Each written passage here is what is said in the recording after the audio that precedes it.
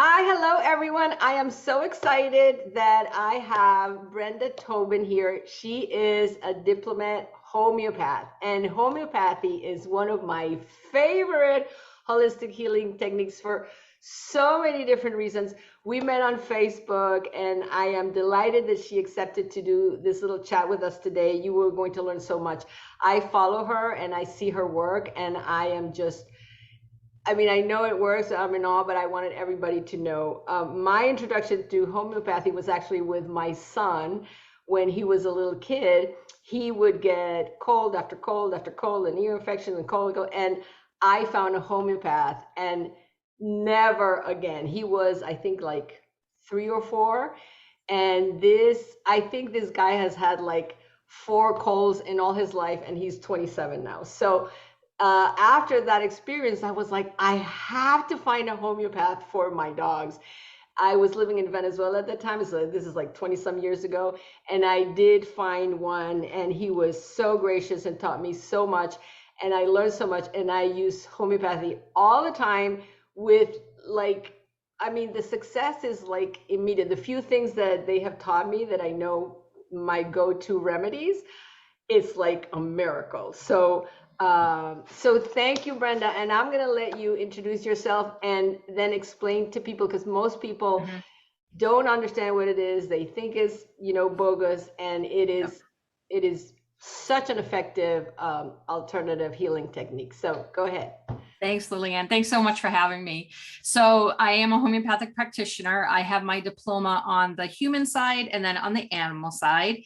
I am not a licensed veterinarian, and I'm also a canine nutritionist. So I started using homeopathy 23 years ago. And like you, I just fell in love with it. And I just started using it first for my animals. Most people use it first for their family. I used it first for my animals. And then I started using it on my family. And it actually saved my youngest son, saved his life, really. So when I was pregnant with him, I started to have preterm labor at 4.5 months, and went to the hospital, and I'd lost the baby before that. So it was really like, I got to go. Called my midwife. She says, get into the hospital right away.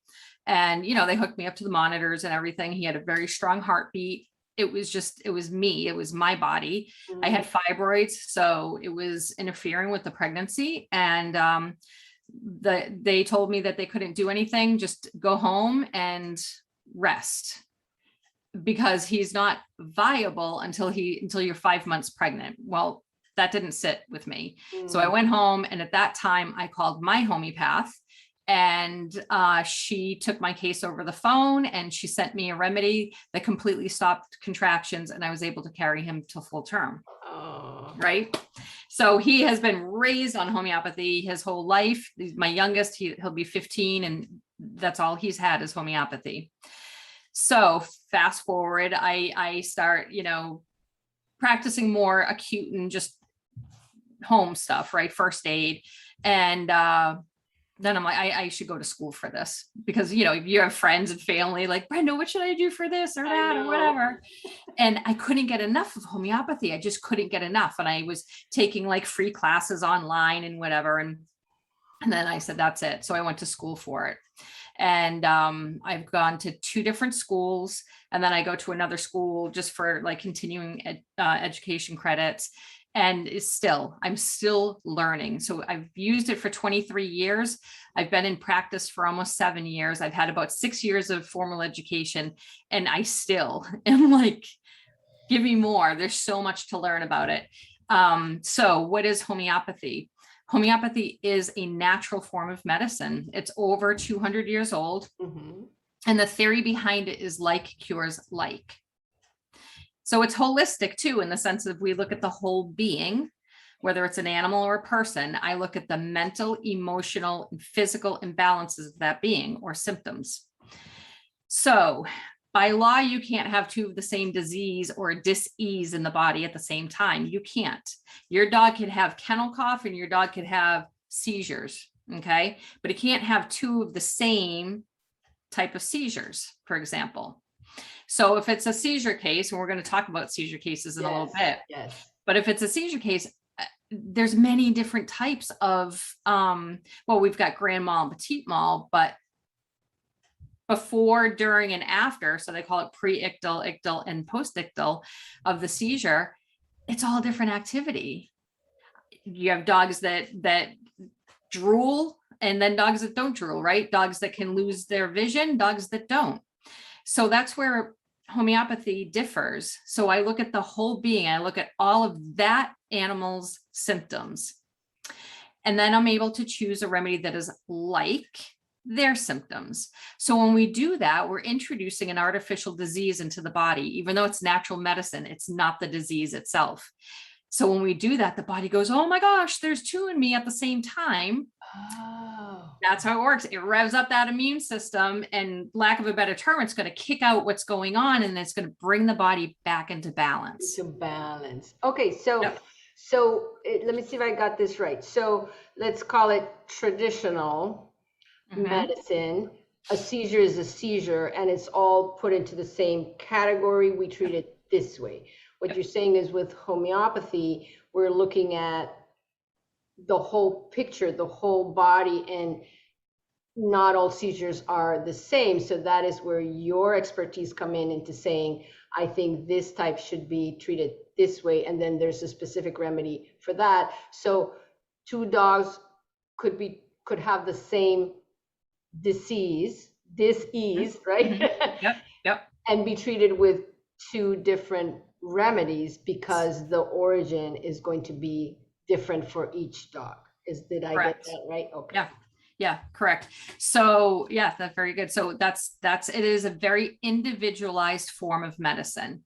So, right. So allopathy, conventional medicine, it's seizures. Okay, here's a script, you're in and out. Yeah. You go to a homeopath, your initial consult can take up to 2 hours. I ask a lot of questions. And I remember, funny that you say that, because I'm remembering when I took my son, so this homeopath says, like, come over and, bring some toys and bring some snacks, and we're just going to sit here and I need to watch him. And I go like, what is going on? And he's like, yeah, and then he asked me all these questions, and I was like, what does that have to do with like colds or ear infection? And then as I started learning more, I go like, oh, it makes so much sense. And you're right. We did spend like 2 hours. Yeah. So of course, if it's an acute case or an emergency, we're not going to take that long. But when it's something chronic or very complicated like seizures, it's going to take some time. And then we'll start with the obvious questions, right? Like, why are you here? And then we start talking about all of that. But then toward the end, it's kind of wacky questions. Like you said, like, why are you asking me that? That's for us. That's so that we can differentiate between the different remedies. So we have over 8,000 homeopathic remedies to choose from. Wow. Right? That's amazing. Yeah. So the more detail my client gives me, the easier it is for me to be able to choose the correct remedy. No wonder you have to spend your whole life studying homeopathy. I know, right? I know. But I don't want that to intimidate people. Like, it is good for people to learn, how to treat acutes. Like, oh, my dog has kennel cough. What should I do? And you can learn that. I offer once in a while, I'll offer like a first aid class and it's for people and pets.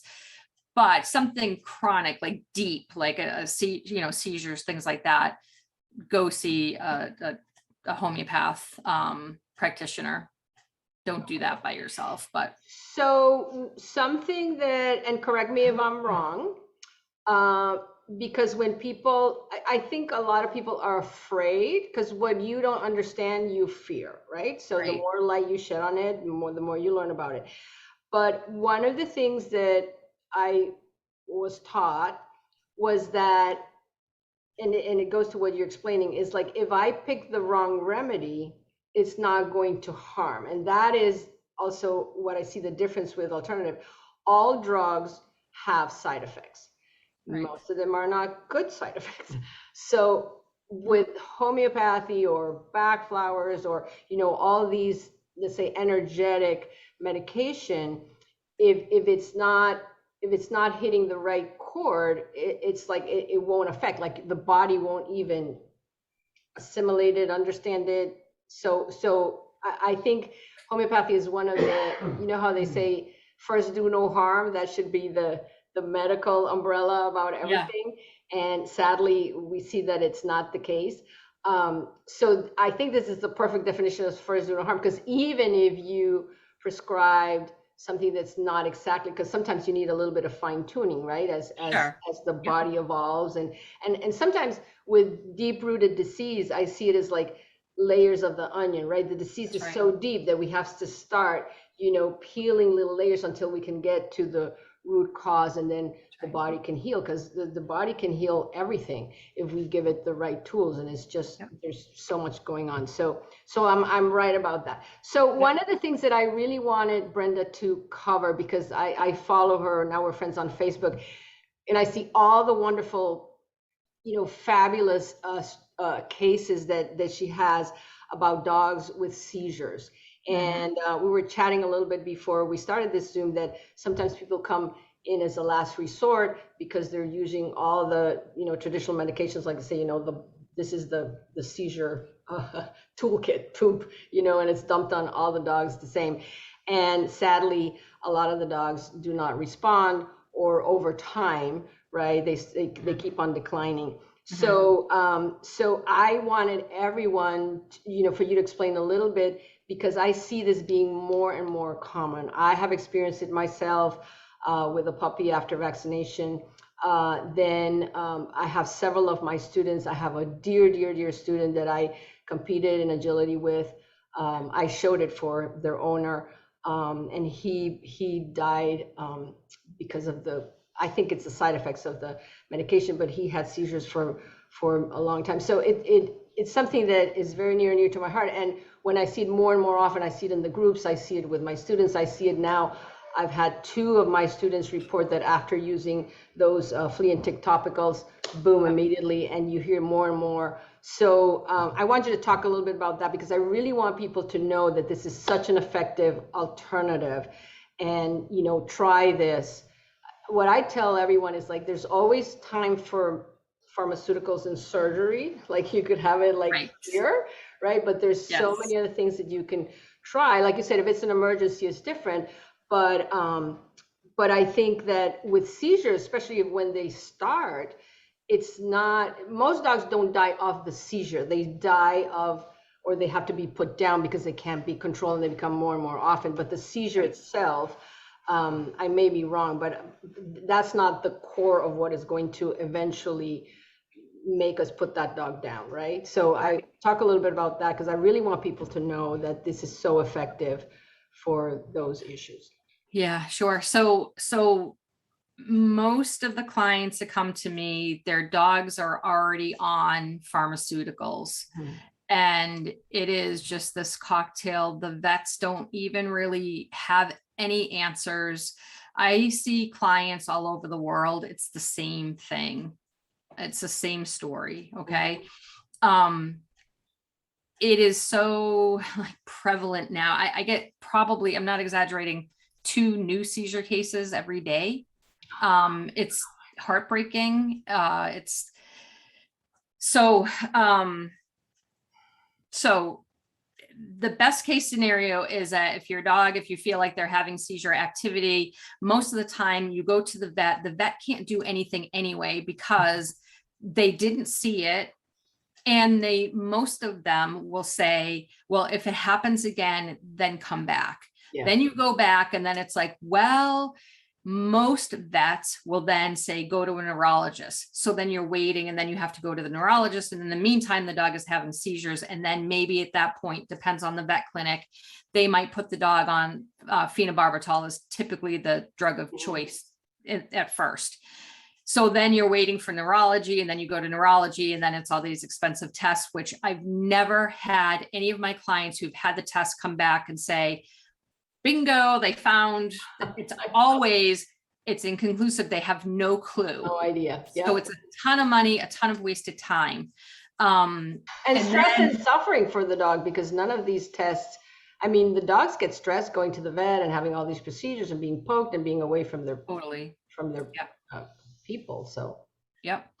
So then they start stacking the meds because then they're not working. And then it goes to, they have a whole slew of them. So it's typically like 3 different ones. And then they might add other stuff, but it's typically phenobarb, Keppra, and then zonisamide. Then they'll sometimes add in like sodium or potassium bromide. It all depends. But most of the dogs that come to me that are on meds, it's because the medication isn't working, right? And it's getting worse. And or the side effects from the medication are now causing ataxia, which means that there's an unsteady gait with the dog, or complete lethargy. Like my dog sleeps all day, and I had a case, it was a 20-month-old. He is a 20-month-old Springer Spaniel.